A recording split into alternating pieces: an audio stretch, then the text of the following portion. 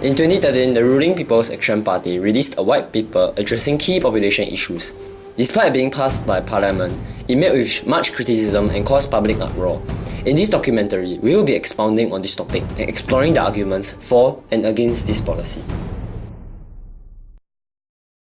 The Population White Paper was a proposal released by a government-appointed task force in January 2013. Its goal was to address a low total fertility rate and a predicted demographic shift towards an aged population. On Friday, February 8, 2013, an amended motion was passed by 77 to 13 votes. All opposition members of parliament voted against it. The paper calls for an intake of 15,000 to 25,000 new citizens each year. It targets for a productivity increase of 2 to 3% each year, a permanent resident population at 500 to 600,000, and 3 to 4% GDP growth per year on average. The marriage and parenthood package is also to be enhanced in a bid to boost the total fertility rate. Total workforce growth is expected to gradually slow to about 1% per year. A citizen population of 3.6 to 3.8 million out of a 6.5 to 6.9 million total is expected by 2030. The proposal gave rise to much controversy. There was general unhappiness over several aspects of the paper.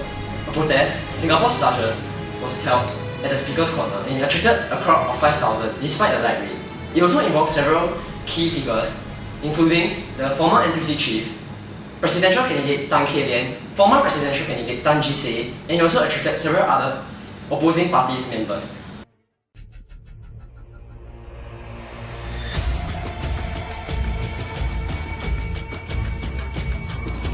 Presently, foreigners contribute heavily to Singapore's economy.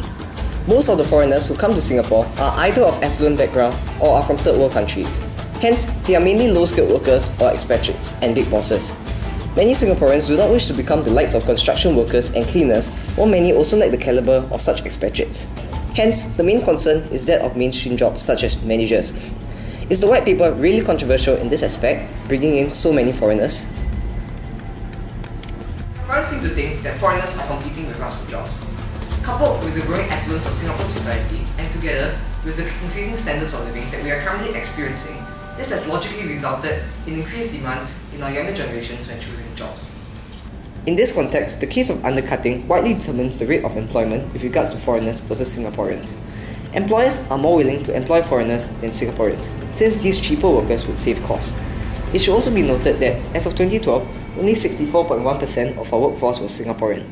In fact, the number of S-Pass holders in 2012 more than tripled from 2007 levels, increasing from 44,500 to about 142,400.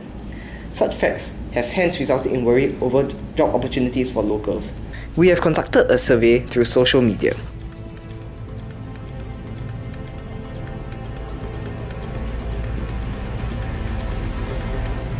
But what's the choice? No, what's the choice, I ask you? I keep on saying, look, let's get 2 at least, if possible 3. It's not working.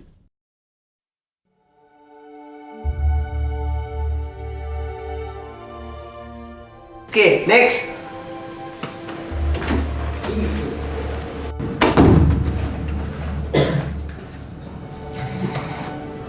Welcome. May I know your name? My name is Lee and I have a bachelor's degree in accounting. I'm a graduate from the National University of Singapore.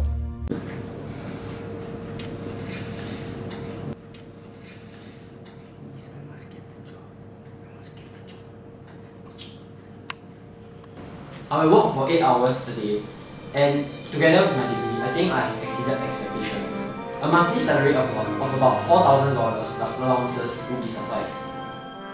Okay, so thank you for coming for this interview, and we'll get back to you shortly after reviewing your application. Okay, I hope to hear from you soon.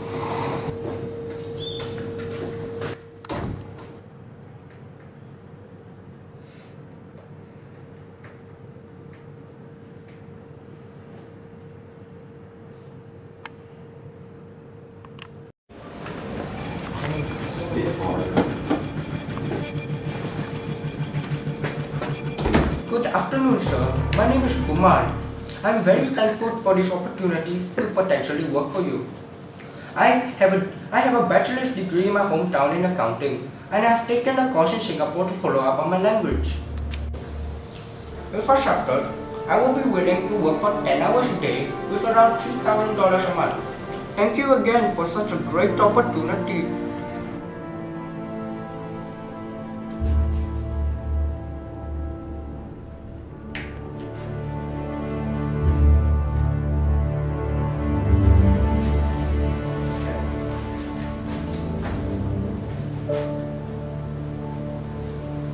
Okay, so thank you for coming around to get the results and thank you for your interest in our company. However, we're sad to say we can only accept one of you. And Mr. Kumar, where should we start work? Next Monday, boss. Next Monday. I am very happy. Boss, please excuse me for a minute.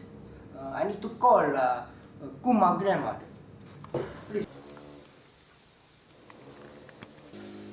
Grandma, I've done it! I will be able to pay for your hospital bills now. Your son has succeeded. Yes. Many Singaporeans think that by diluting the Singaporean core, these foreigners will actually weaken our national identity, with their loyalty also being called into doubt. On the other hand, some people disagree with this. National identity is defined as a collective sentiment built upon a sense of belonging to a nation and a common distinction from other nations. Technically, all of us are descended from immigrants. Besides, such a feeling that binds us one and all has no relation with one's roots. Hence, some believe that we have no right to judge foreigners since these new immigrants are like our own ancestors and possibly selves. Although there is almost universal dissatisfaction with the sheer number of foreigners, it is argued that national identity is not defined by whether one is a citizen or not, but instead on a sense of belonging which can be cultivated over time. Although there will be exceptions, no immigration policy is perfect.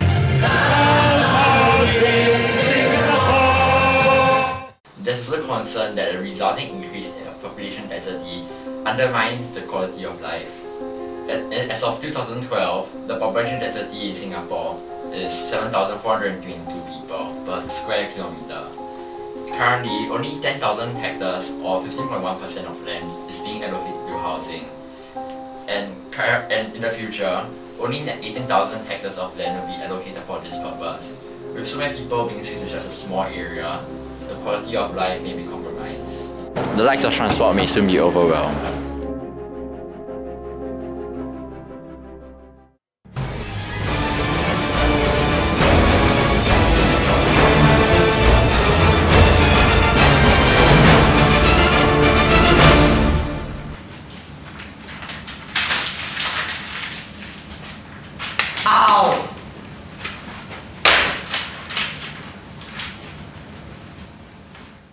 Such demand for land could also drive up the prices of all land-related facilities, including houses, and hence the cost of living beyond the means of many Singaporeans.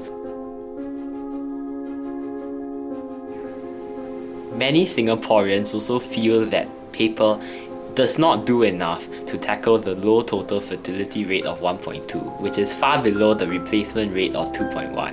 In the paper, the government will enhance the marriage and parenthood package in a bid to encourage couples to have more children. However, it has been argued that this would be ineffective.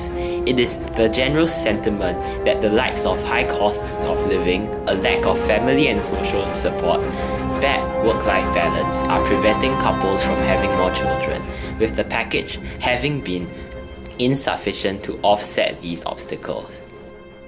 Get a new house. Here's a few $1,000s in baby bonus and etc. A new house will cost 300k.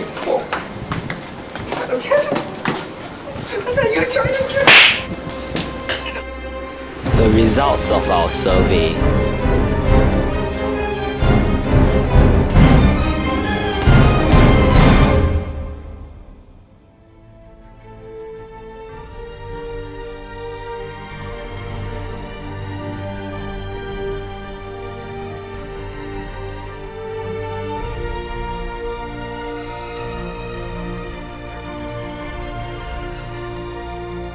Hence, as shown, the white paper has both costs and benefits.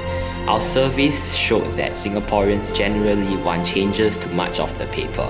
However, this anger and negative emotion may have been influenced by the timing of the paper's release.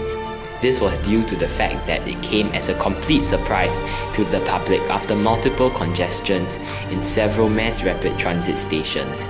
Already dissatisfied with the condition of the MRT trains, especially the congestion and internal faults, the predicament was worsened. Current conjectures that Singapore was going to be overcrowded soon became more realistic. This angered the public heavily. In addition, the white paper projected Singapore's population to increase by almost twofold. Ultimately, people want what's best for Singapore. While the paper aims to solve key issues, it does seem like it will create more. Hence, further follow-up action seems to be needed to bridge the gap between the public and the government, as well as solve most, if not all, the issues in contention. It is the sincere hope of this production team that the best solution be found so as to achieve happiness, prosperity, and progress for our nation.